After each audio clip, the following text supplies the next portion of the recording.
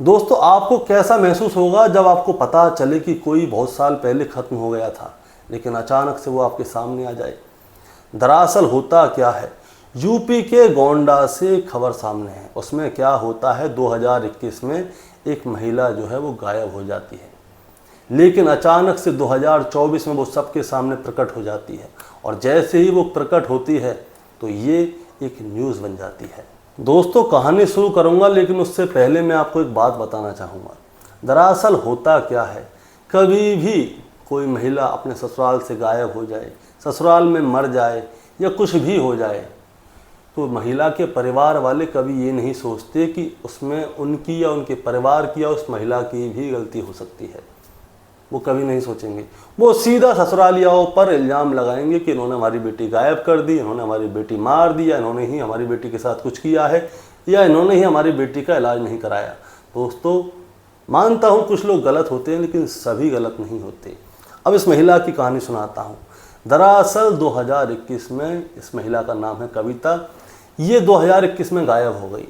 अब जैसे ही गायब हुई तो होता क्या है, इसके परिवार के लोग इसके ससुरालिया वाले लोगों के ऊपर इल्ज़ाम लगा देते हैं कि इन्होंने क्या किया है, हमारी बेटी को गायब कर दिया है। अब गायब कर दिया है तो भैया पुलिस पहुंच जाती है इनके घर पे। अब जैसे ही गायब कर दिया का इल्ज़ाम लगता है तो इनके जो ससुरालिया होते हैं वो महिला के घर वालों को, कविता के माँ बाप के ऊपर इल्ज़ाम लगा देते कि इन्होंने गायब कर दिया, इन्होंने किडनैप करवाई अपनी बेटी और ये हमसे पैसे ऐंठना चाहते हैं। 90% होता भी ऐसा ही है। जब लड़की का डिवोर्स वगैरह होता है, कुछ भी होता है, तो लड़की घर वाले पैसे की डिमांड करते हैं। चलिए, वो बेकार की चीज़ें बाद में बात करेंगे कभी इसके बारे में।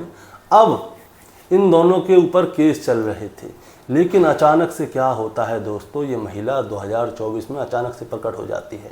अब ये प्रकट कैसे हुई? दरअसल 2023 में इस महिला के जो भाई है उसने हाई कोर्ट में वो दी थी, अर्जी दी थी कि मेरी बहन को जुड़वाओ, फलान करवाओ, ढिकान करवाओ। तो पुलिस क्या करती है, अच्छी तरह से इस महिला को ढूंढने में लग जाती है। पहले इसके भाई की सुनिए। इसमें ही मुकदमा लिखाया है अपने बहन के ससुराल वालों की तरफ दहेज हत्या का।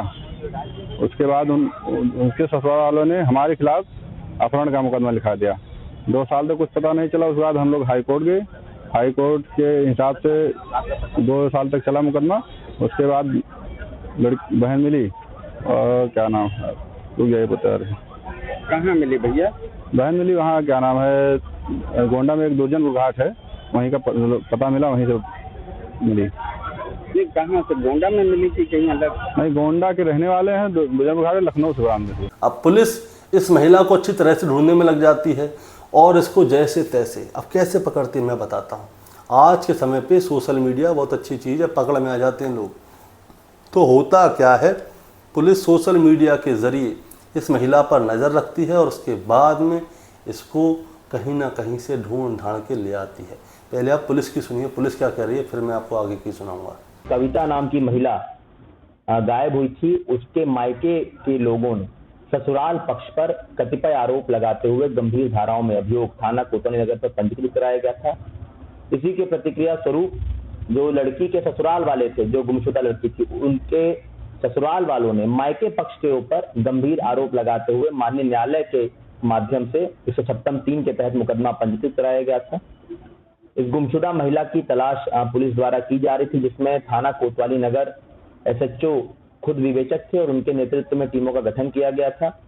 2021 में शादीशुदा महिला गायब हुई थी और 2 दिन पूर्व ही ये महिला पुलिस की टीम द्वारा सकुशल लखनऊ से बरामद की गई है और इनका मेडिकल परीक्षण कराकर इनको माननीय न्यायालय के समक्ष पेश किया जा रहा है और इनसे विस्तृत पूछताछ के संबंध में करते हुए अग्रिम वैधानिक कार्रवाई की जा रही है। इसमें क्या हाई कोर्ट ने भी इंटरफेयर किया था?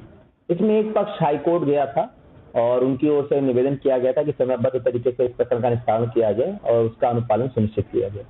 क्या कुछ इलेक्ट्रॉनिक सर्विलांस? इसमें देखिए, कुछ फेसबुक के माध्यम से, सोशल मीडिया प्लेटफॉर्म के माध्यम से इनपुट पुलिस को प्राप्त हुआ था, जिसको फर्दर साइबर सेल के माध्यम से डेवलप किया गया और इनको सकुशल बरामद करने में इस प्रकार से सफलता प्राप्त हुई। अब ये कहाँ जाएंगे? इनका माननीय न्यायालय के समक्ष बयान किया जा रहा है और उसके अनुसार अग्रिम वैधानिक कार्रवाई की जाएगी। अब इस महिला को पुलिस ने ढूंढ लिया है, लेकिन दोस्तों अब कहानी में ट्विस्ट है क्या? दरअसल ये महिला जो है लखनऊ में किसी आदमी के साथ रह रही है 3 साल से। अब सुनिए, इसके माता पिता ने इल्ज़ाम लगाया था ससुरालियों पर कि इन लोगों ने इसको गायब कर दिया है। ससुरालियों ने इसके माता पिता पर इल्ज़ाम लगाया था कि इन्होंने इसको किडनैप करवा दिया है, लेकिन खेल कुछ और चल रहा था। दरअसल जिस आदमी के साथ ये लखनऊ में रह रही थी वो भी गोंडा का ही रहने वाला है।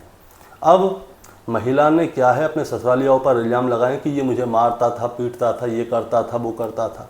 चलिए, अगर इसका पति इसको मारता था तो ये अपने माता पिता के पास जाती ना कि देखो मेरा पति मुझे मार रहा है, अपने भाई के पास जाती, पुलिस के पास जाती, अपने यार के पास थोड़ी जाती। ये क्या करती है, किसी के पास नहीं जाती। ये एक आदमी के साथ भाग जाती है और भागकर उस आदमी के साथ ही अपना घर बसा लेती है। लेकिन पुलिस की मुस्तैदी से इस महिला को पकड़ लिया जाता है और सारा मामला सामने आ जाता है।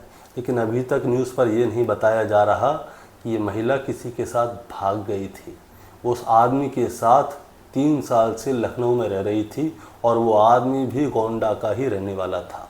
2017 में हमारी शादी हुई थी और सन 2021 में मैं घर छोड़ चली गई थी। मारते पीटते थे, इसीलिए मैं छोड़ के चली गई थी। कहाँ चली गई?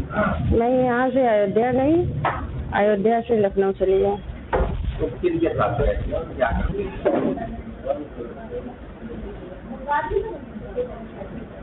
किनसे शादी हुई थी आपकी? विनय कुमार से। तो लखनऊ में अयोध्या जब गई और लखनऊ की किन के साथ रह रही थी?